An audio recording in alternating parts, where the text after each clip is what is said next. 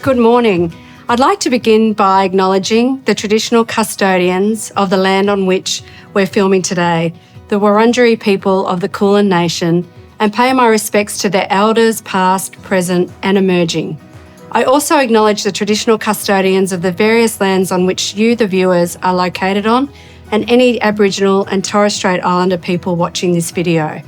I pay my respects to elders past, present and emerging, and celebrate the diversity of Aboriginal peoples and their ongoing cultures and connections to the lands and waters of this country. My name is Amanda Fleming. I'm here to share with you the story of my leadership journey and the 10 key lessons that I've learned along the way. Things that I wish I knew when I embarked on this voyage of discovery. I'm currently Viva Energy's Chief Digital and Transformation Officer and was previously Chief People Officer.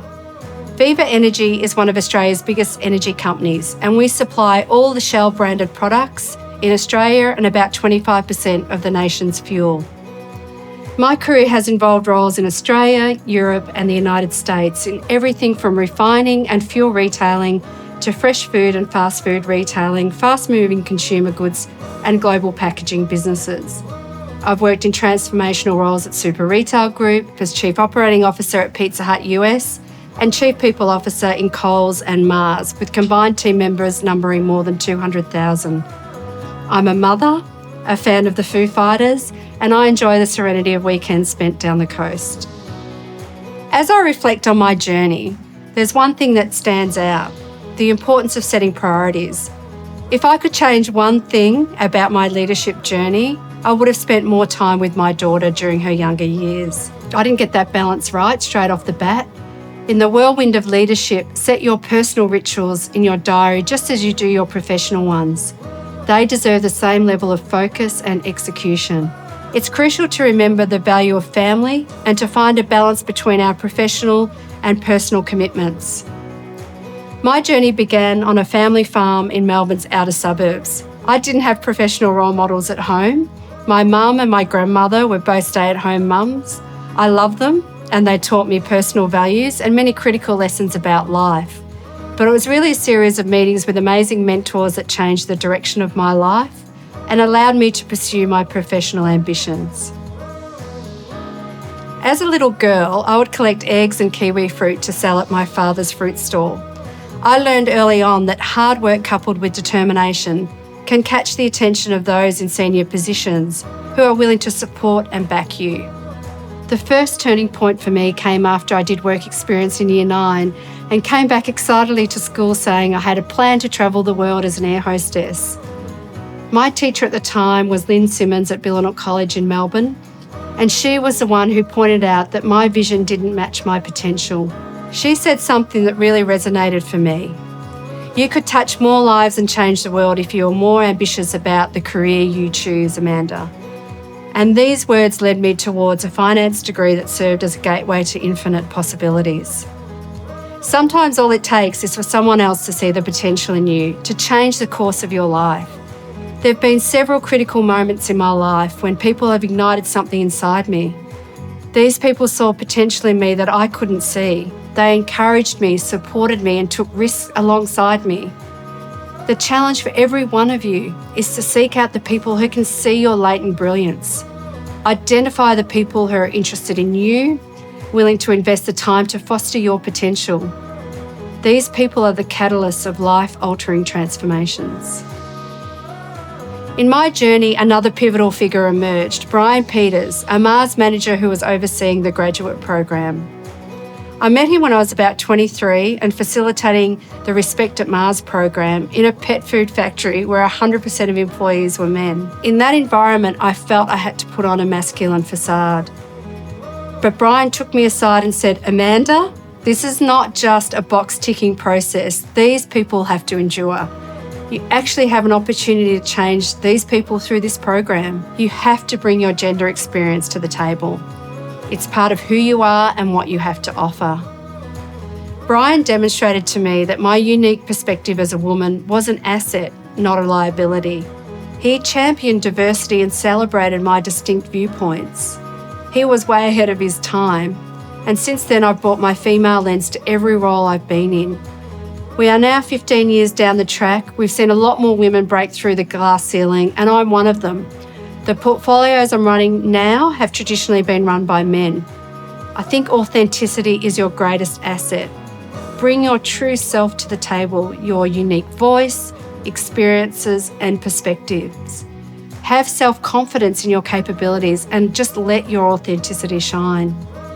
Remember, authenticity breeds trust, and trust fosters strong relationships. When I joined Viva Energy in 2019, I was brought in to be an agent of change.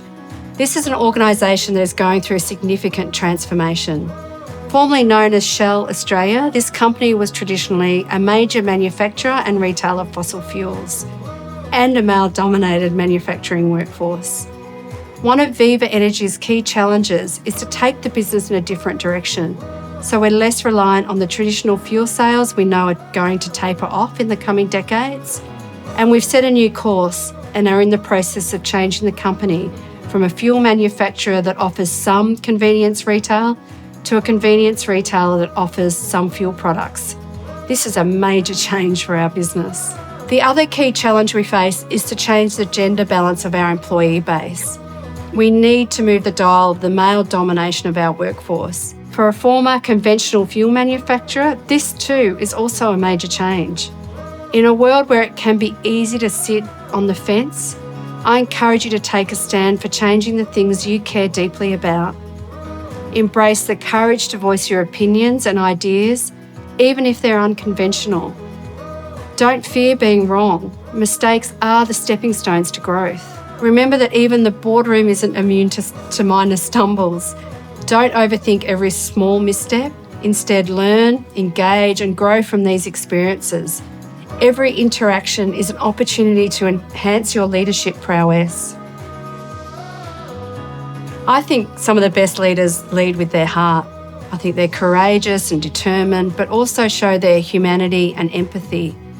Finding that balance between grit and grace. Tenacity is important, but so is graciousness and compassion, because that's what engenders loyalty.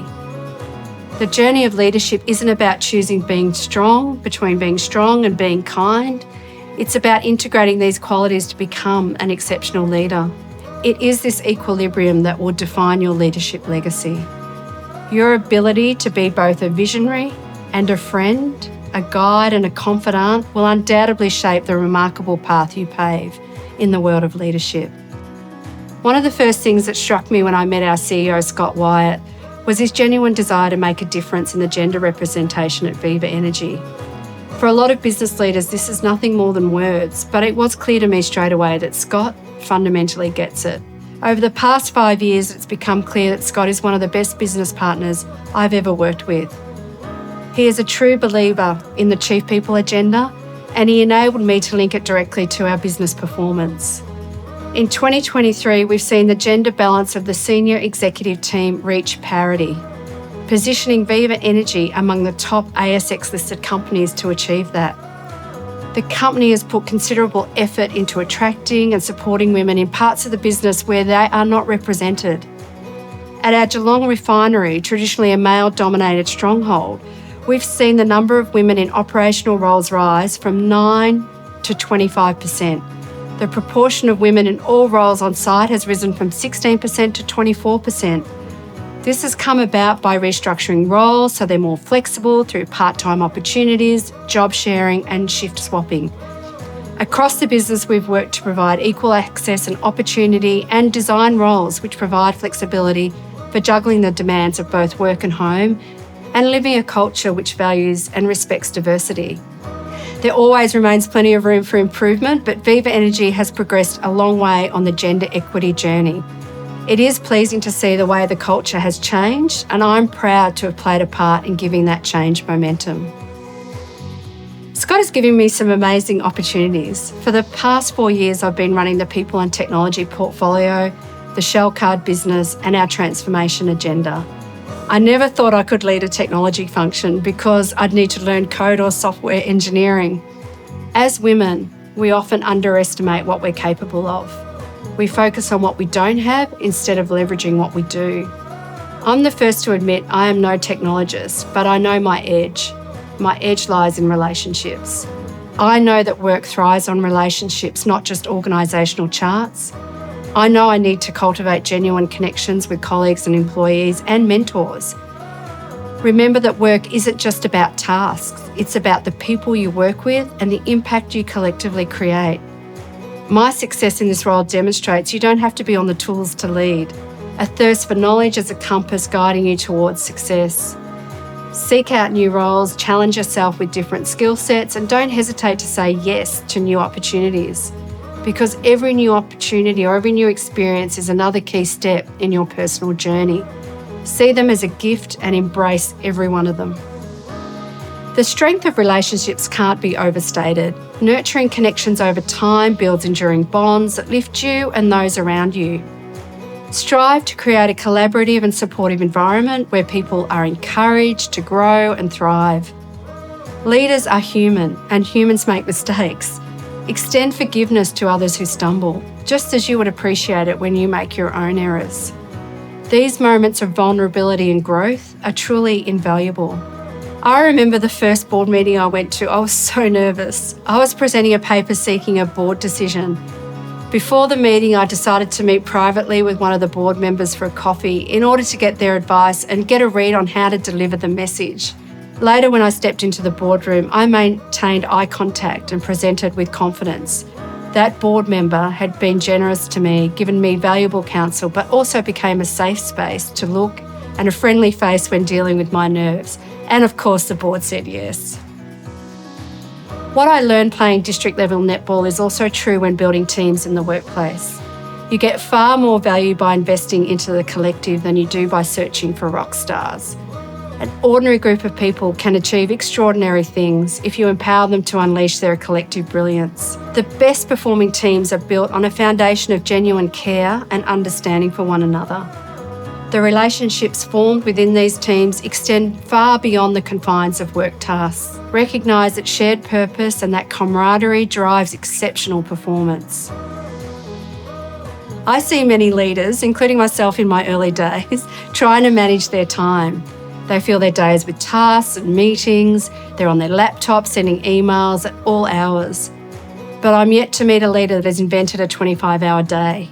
I've met many leaders that have burnt out themselves or their teams, and what you need to do is manage your energy by ensuring your diary is filled with space to think, people to meet with slowly, maybe over a meal, and walking meetings. You need to renew your energy through the day because unlike time, energy is renewable. Your teams are the same.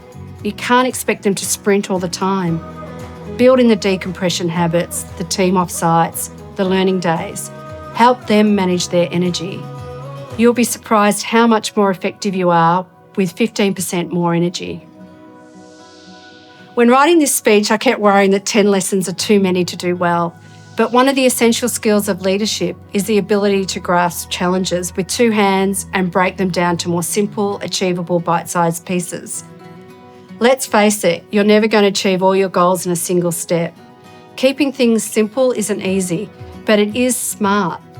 Some of the world's great thinkers have valued simplicity over all things. Leonardo da Vinci said, "Simplicity is the ultimate sophistication." Albert Einstein said, "The leader is one who out of clutter brings simplicity, out of discord harmony, and out of difficulty opportunity."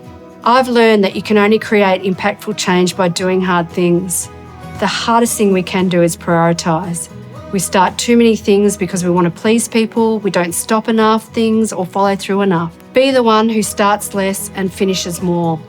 Be famous for delivering on your commitments. Do fewer, bigger, better things.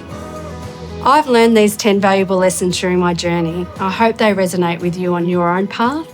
As women in leadership, we have the power to influence, uplift, and make a profound impact.